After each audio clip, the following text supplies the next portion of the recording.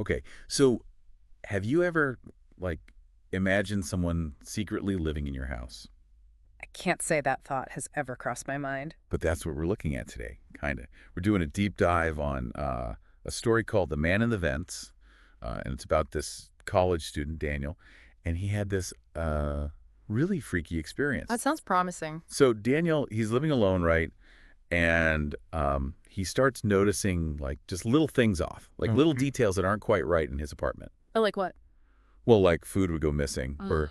like the remote for the TV would be like in a weird spot, and doors were left open that he swears he closed. Stuff like that. I mean, we've all been there, right? Like thinking you lost your keys and then finding them in your pocket. Totally.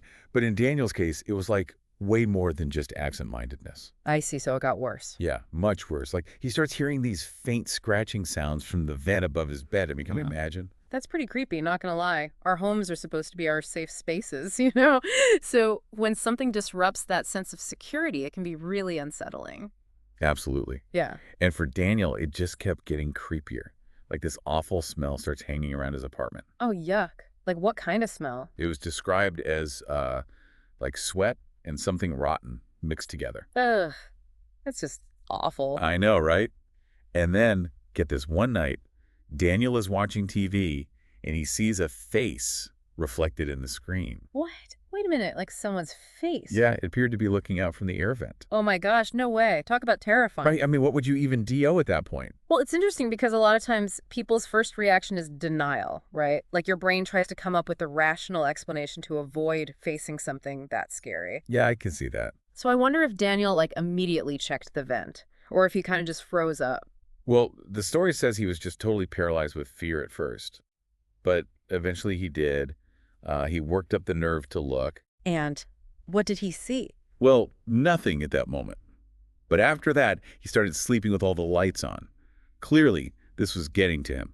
That makes total sense. Sleep is so vital to our well-being, and when something disrupts that, it can affect everything, especially when it's fear keeping you awake. Right. And then things escalate even further. He hears scratching coming from the bathroom vent this time. Hmm. But along with the scratching, there's, well, breathing. Oh gosh, I would have been out of there so fast. That's straight out of a horror movie. It's the stuff of nightmares, for sure. So did he like run out of the apartment at that point? Well, he finally did what he probably should have done a lot sooner. He called the police. Oh good, he finally called for help. Yeah, and when the police arrived, they made a shocking discovery. Okay, now I'm on the edge of my seat. What did they find? There actually was someone in the vents. A homeless man had been living up there. Oh wow. I mean, it's scary, of course, but it's also really sad. It's definitely both. So what was he doing up there? The police found all his belongings, old clothes, rotting food. That's where that smell was coming from, apparently. So that makes sense? They even found a knife up there, too. Whoa. Okay, now that adds a whole other level of danger to the situation, right? No kidding. I mean, thankfully, the police got involved before anything really bad happened. The homeless man was arrested, of course. But I can't even imagine how Daniel felt. I mean, to have your personal space violated like that? Yeah. And not just violated, but like so intimately, right? Your own apartment, the vents above your bed. That's got to mess with your sense of security big time. For sure. And it really makes you think. We often take for granted the safety and privacy of our homes. We assume they're these impenetrable fortresses. But this story shows us that even the most secure spaces can be vulnerable. It's true. And I think the story also makes us think about bigger issues like homelessness. I mean, it's a complex issue, but it's clear that sometimes people can end up in truly desperate situations. Definitely. And it's a good reminder that there are always more sides to every story.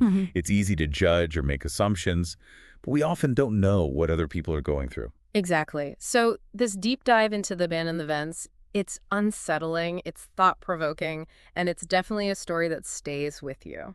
It is. So here's something for everyone listening to think about. What would you do if you started noticing weird things happening in your house? Like, at what point would you call for help? It's scary to think about, but it's something to consider, right? Definitely. Better safe than sorry. I think I'm going to go check my vents now. Yeah, good idea. Let me know what you find. I will. We'll see you all next time for another deep dive. See you then.